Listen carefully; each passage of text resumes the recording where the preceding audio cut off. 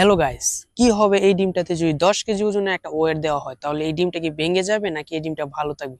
তাহলে ভিডিওটা শুরু করার আগে ভিডিওতে একটি লাইক দিন, চ্যানেলটাকে সাবস্ক্রাইব করুন। চলুন শুরু করা যাক।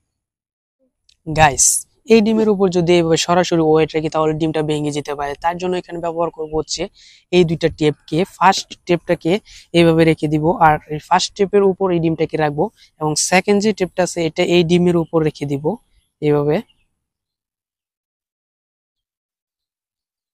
গাইস, এখন এখানে 1 কেজি ওয়েটের একটা পাথর রাখবো, এটার উপর দিকে যে ডিমটা ভেঙে যায় না কি হয়। এটা হচ্ছে 1 কেজি ওয়েটের একটা পাথর। এখন এটাকে রাখবো।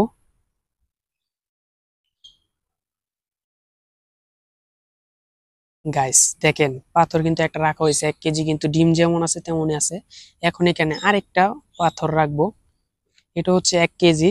এখন এটাকে রেখে দেখি যে কি হয়। গাইস দেখেন, 2 কেজি ওয়েটের একটা পাথর রাখা হয়েছে, কিন্তু ডিম যেমন আছে ঠিক তেমন আছে। এখন এই ডিমের উপর এর চেয়ে অনেক বেশি একটা ওয়েটের একটা পাথর রেখে দেখবো যে ডিমটা ভেঙে যায় না কি হয়। গাইস, এখন এই 4 থেকে 5 কেজি ওজনের এই ওয়েটের এই ইটটাকে এখন এই ডিমের উপর রেখে দেখবো যে এই ডিমটা কি ভেঙে যায় নাকি ভালো থাকে। তাহলে চলুন এখন এই ইটটাকে এই ডিমের উপর রাখা যাক। 3 2 1 গো।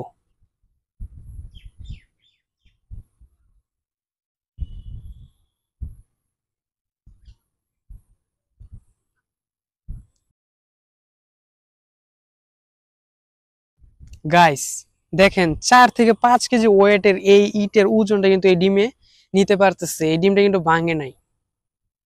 আর এই ডিমটা না ভাঙার কারণ হইতেছে যে এখানে যে টেপ গুলা ব্যবহার করছি, এই দুইটা টেপে এই 4 থেকে 5 কেজি ওজনের এই ইটের যে ওজনটা আছে ওইটা চারদিকে ছড়িয়ে দিতেছে এই ডিমের, তার কারণে এই ডিমটা ভাঙে নাই। তাহলে গাইস, যদি ভিডিওটা ভালো লাগে তাহলে ভিডিওতে একটি লাইক দিন, চ্যানেলটাকে সাবস্ক্রাইব করেন।